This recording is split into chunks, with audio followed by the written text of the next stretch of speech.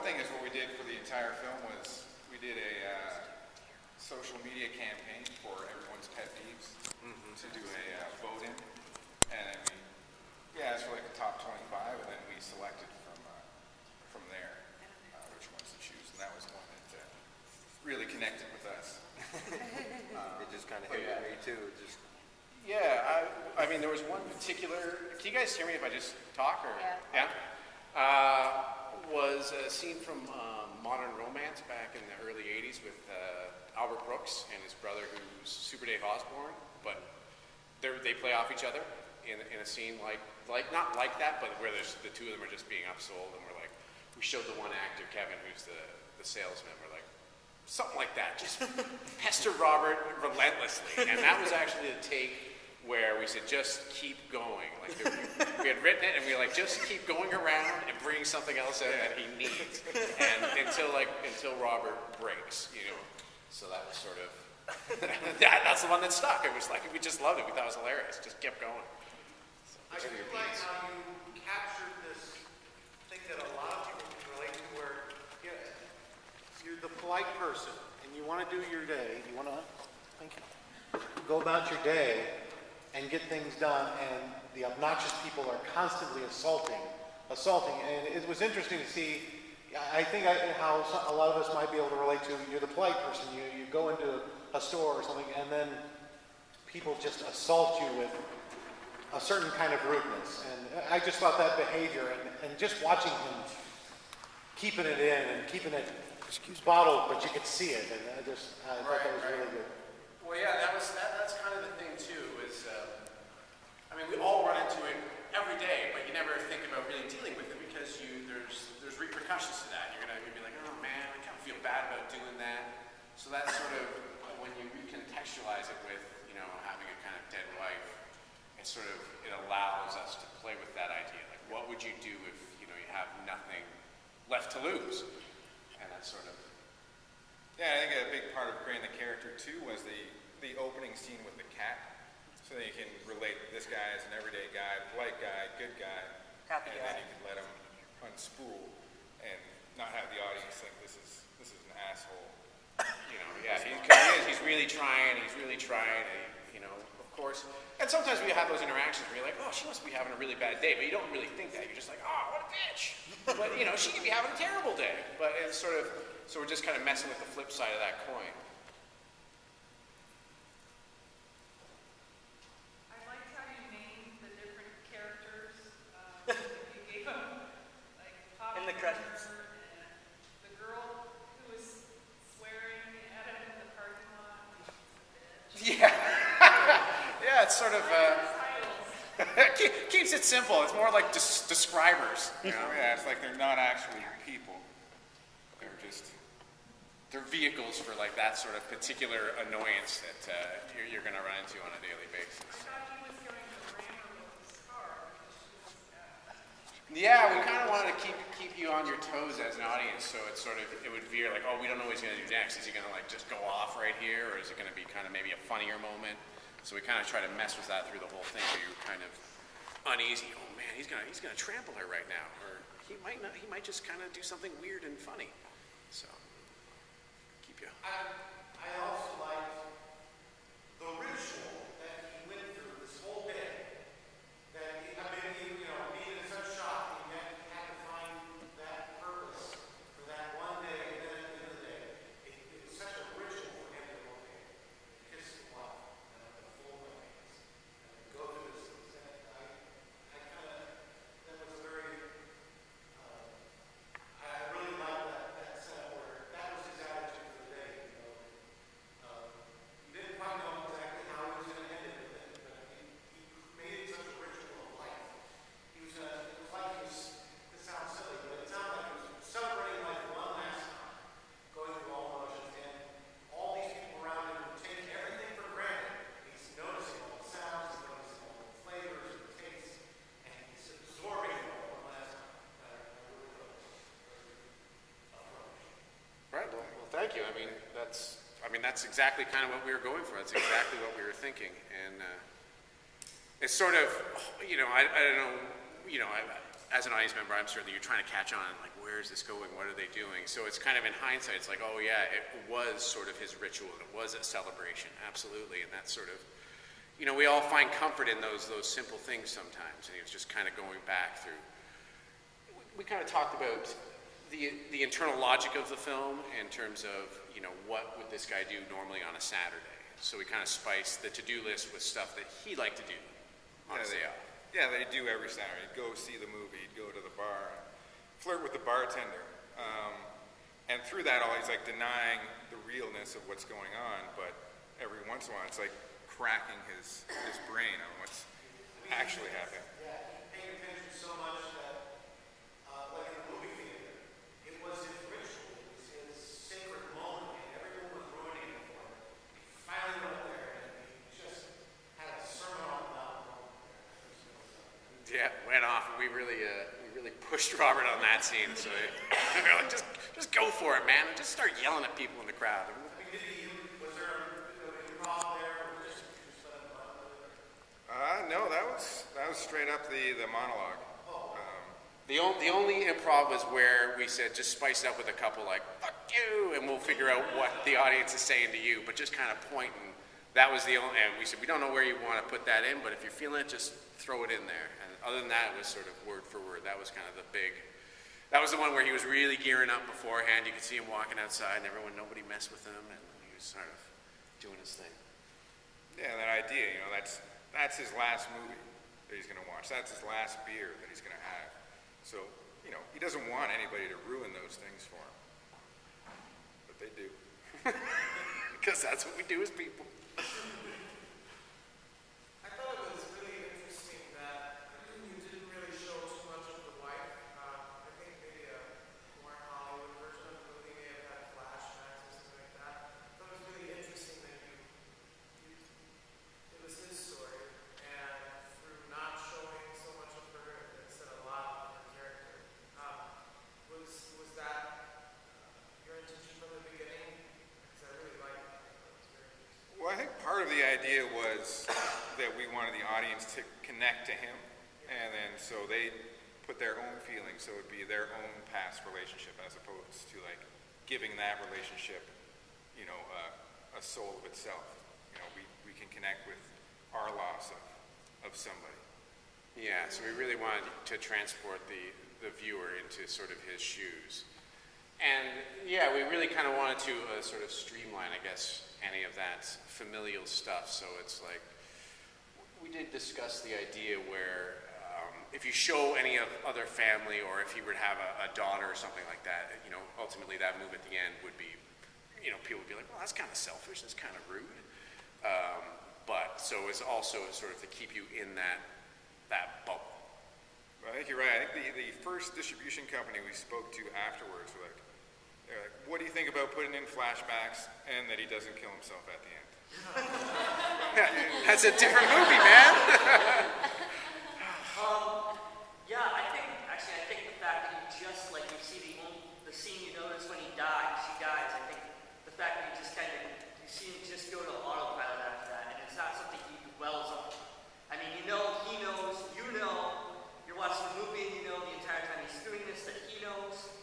I think, yeah, it's just perfect that it was just that little scene that he notices, kind of loses it in the bed for a second, and then he's just like, well, I got a day to go, damn it. Yeah.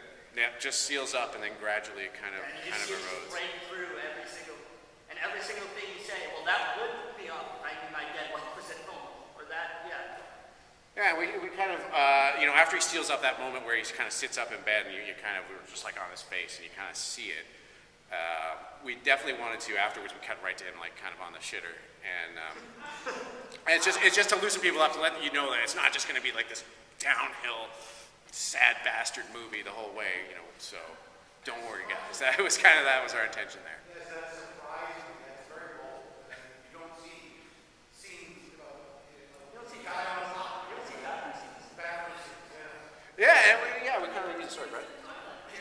Well, yeah, I think you're immediately put into like, just a regular day then. You know, you're, I mean, I have to admit, I had to close my eyes a few times, but it was an interesting story. Yeah, and it was, like Brett was saying, just kind of to let the audience know, like, he's just going about, like, this is a regular day, and that we're going to approach it that way. But get ready for a little bit of a wild ride. It seemed to me that the scene where Oh, sorry, we just, this gentleman here, and then we'll, it seemed to me that the scene where he took off his clothes and put them in the chest of drawers there, that was like, to me, that presaged what he was going to do. It was like putting them in a casket. Was that your intention with that shot? You know, to kind of let people know what he was going to do next. I don't know. That's what it kind of communicated to me. Yeah, I think we didn't go out to set that it would be like a casket style shot. I think our idea was the ritual of his laying down with his wife. But that's a pretty sweet payoff. we might pretend that we did that from all the I think Q&As the next after Q&A, this. Thank you, yes. thank you. Oh, no, I think, yeah, because I mean, I knew what was going to happen when he started taking off his pants. I was like, oh, this isn't going to end well for this guy. Well, maybe he wanted it that way, but still, you kind of knew he was done. Right, it's interesting. I'm sure you all had different moments where you sort of were like, he's doing it. This is going down. But it's always interesting to see at what point a person sort of clicks in. And certainly seeing that as a casket moment, that would be sort of the reveal for you for sure. You're like, I know what's happening. We're going to use that. That's great. And we try to change the coloring too as he goes into the bedroom, so it's a lot more like he is coming home, and with it where it's a lot warmer reds and yellows from kind of the blues and greens earlier to kind of affect the audience that way. Yeah, we sort of, the colors sort of inside and outside the house, and then definitely really, really kind of warm at the end, sort of kind of to presage that kind of moment where it's like, so you never know who picks up on what, so you leave little clues all over the place. Oh, that gentleman, sorry, right?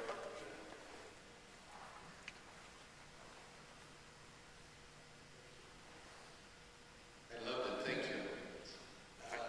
Thank you. I presume you're not father and sons, I presume you're brothers. We are. Yes. And I see you played a lot of roles.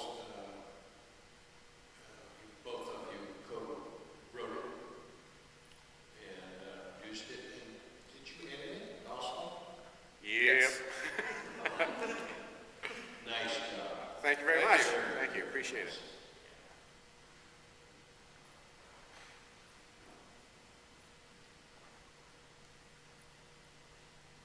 You said earlier that you were inspired by the kids that annoying people, but I was also curious about how your experience with tragedy informed. We have had some tragedy, but I think a big thing was we were both kind of going through breakups at the time. So we wanted to do an angry film already, so having the feeling of loss and moving on was a kind of a gem of a nice Yeah. combination. So I think we just pushed out that feeling a little bit to, bring in death, it's kind of a metaphor for our relationships. I think it just adds to the dramatic elements of the film. Pretty ugly breakup. If you have a question, raise your hand so I can find you.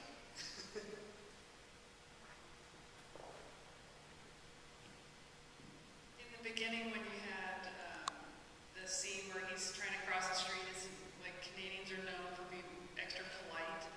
Like they're so polite, you first. Did the characters enjoy not being polite and being rude, and the actors? Well, we actually have one of the actors right here. Graham Kenny, who's the mechanic. So maybe, Graham, you want to handle that? Did you?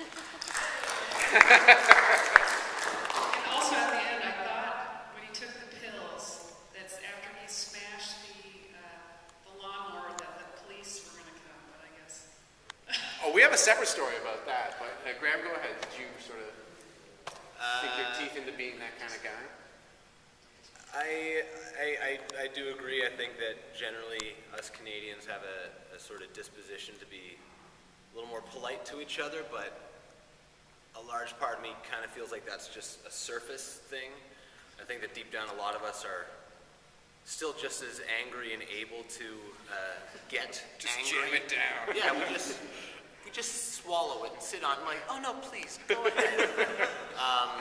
So it's always fun to be able to channel and bring out what I think is kind of inside of us to an extent anyways. And certainly with something like with mechanics, anyone who has a car, anytime that you need to go in for something, you're pretty much at their mercy because they could be totally pulling your leg, giving you a list of things that you don't need, and at the end of the day, it's your car. Are you really going to chance it? You're probably going to kind of take their word for it and suck it up. So it was. You guys. Just got it off. Just in time for this. Took a while. We really wanted to make it look real and kind of crazy and make sure you really couldn't get out of there. I think you ripped the first bit too. You're like, I wanted to test it to make sure I did, and I almost stabbed myself in the eye with my finger. So it was good. What was the most challenging aspect of putting this project together? I mean, on-screen, off-screen, or however. I mean, what was the biggest thing biggest hurdle? Well, I'm not sure how much the blurb was in the program, but this came about really quickly. It was part of a 1K wave that was done in Toronto by a well-known indie filmmaker, Ingrid Veninger, who she had won a $5,000 Critics Prize, and just to sort of ignite the Toronto community, she said, "I'm going to challenge the film community to make 5 $1,000 films." So a bunch of filmmakers, I think there was 35 in total, pitched their ideas. We got chosen. So we pitched the idea June 1st, or earlier, and then we were selected on June 1st. We had no script, and we had to shoot it by the end of June and have it edited by September. So I mean, it was a challenge from the get-go, but kind of a cool, exciting challenge. We had done a couple of low-budget films before, but $1,000, no script, shooting in 3 weeks. It was sort of, green light, can't look back, trust our decisions, trust sort of each other, what we're doing, and all the actors, all the crew just had to sort of come along for the ride and be like, yeah, we're in. So it was, the whole thing was basically really hard because there was no, pre-production was happening at the same time as production almost. Yeah, we shot the whole thing 5.5 days, and we almost did 30 locations. So that was pretty insane, and the whole time, like, we're experiencing where locations would cancel out, like, days before. So we're at times where I was directing a scene, and Jay was going to find the next location. I'd be like, okay, here's where you're going. I was like, I don't even know where that is. Well, just listen to my voice. So I'd say, when it came down to actually shooting, it was definitely the locations and being organized. And one thing that really worked out well is Robert is just the main actor, and everyone else is just in one scene. So they had to learn their lines, and then Robert would show up and have a few lines, and they'd have the primary lines. So it wasn't like it was, wall-to-wall dialogue for Robert all the time. So we could pluck him, put him in a new one, tell him this is your sort of your mental zone for this particular scene, and let the actors play. The bar scene was interesting, that he, before I went in, he put his ring on his finger. So I guess you're just supposed to infer that he had always gone in and flirted with her without it. Well, obviously, she now knows he's married, so it's kind of an interesting closure scene. What inspired that scene? Well, I think always, I don't know always, but people, when sometimes they're in a relationship, even no matter how committed you are, there's maybe that one person that, I don't know, you maybe feel alive with, and you just kind of keep that young quality about yourself. And so that was like kind of his thing. He did every Saturday, had his moment of doing that, his kind of little secret hideaway. But this time he chose to, that I'm not going to do that anymore. I'm not going to offend my wife in that way. So that was kind of the idea behind him putting the ring on and then going in. Yeah, that was kind of, I guess, maybe a little foreshadowing of the tip-off of the end, right, where there's like that finale. I was fine with the moment when he put the ring on and he goes, how long have you been married? And I was like, oh, well, He's letting her know. Yeah, so their interaction is going to take on a different tone. We always kind of fancy, like maybe he didn't take it off the first time. He's like, I'm going to the bar and just, getting validated. But maybe she didn't notice the first time, and he just kind of liked that flirt. He just kind of liked that routine. He's like, this feels kind of good. I'm never going to cheat, but I kind of like this. And maybe I'll go home and spice up the old relationship. Why are you so horny on Saturdays? No reason.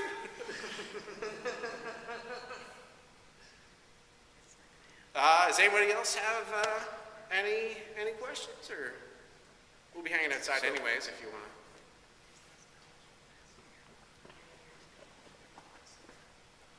So you got this $1,000 to shoot the film and all that, and did it in about a month's time, I guess.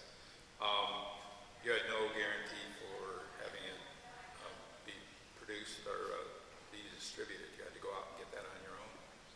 Yeah, we're guaranteed one screening in the Royal Theater at the end, and that was it. It was sort of, a weekend, all 5 films. It was kind of a big thing. It wasn't known as a premiere. It was known as an industry screening, so it was just sort of friends and family and a little buzz in the community would show up and show all the films. So how much work went into finding a distributor after that?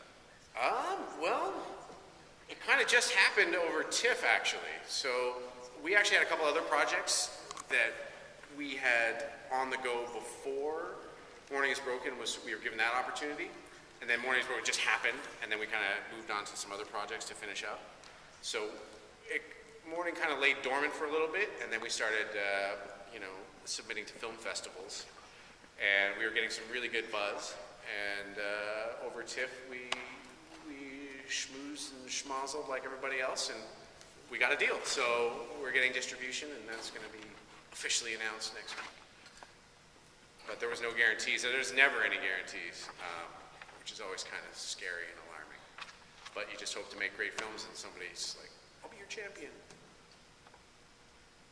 So it's a tricky biz, that's for sure. But we figured with $1,000, you got nothing to lose, and a good story behind it no matter what. So let's go for it. No, I mean, it was nice having a guaranteed screening in a theater, even if it's like only one time. A lot of movies don't get that chance yet. What would you have done differently if you had a larger budget? I think maybe we'd go more extreme with the way Robert unleashed his fury.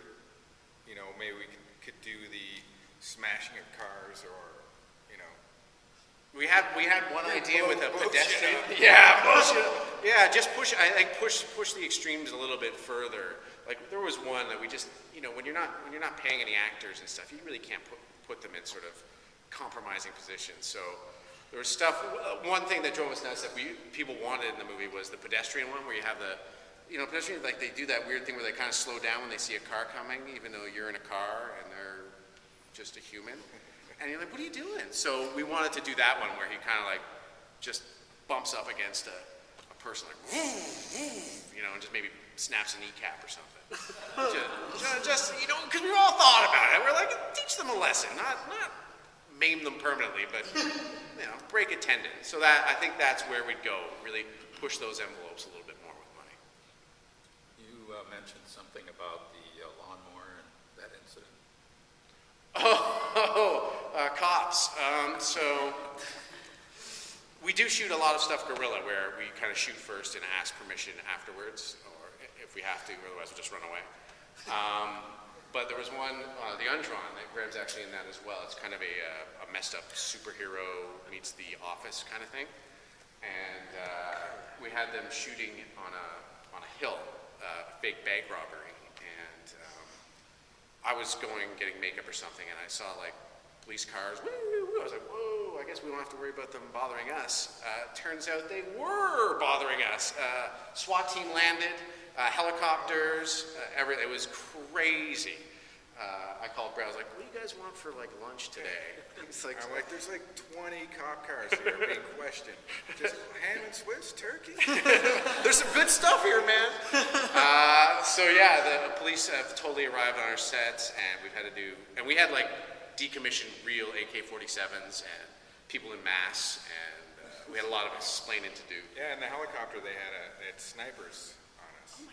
Snipers trained on us. They thought we were really robbing a bank when we were just sort of running around the corner of a diner with guns and jumping in a van.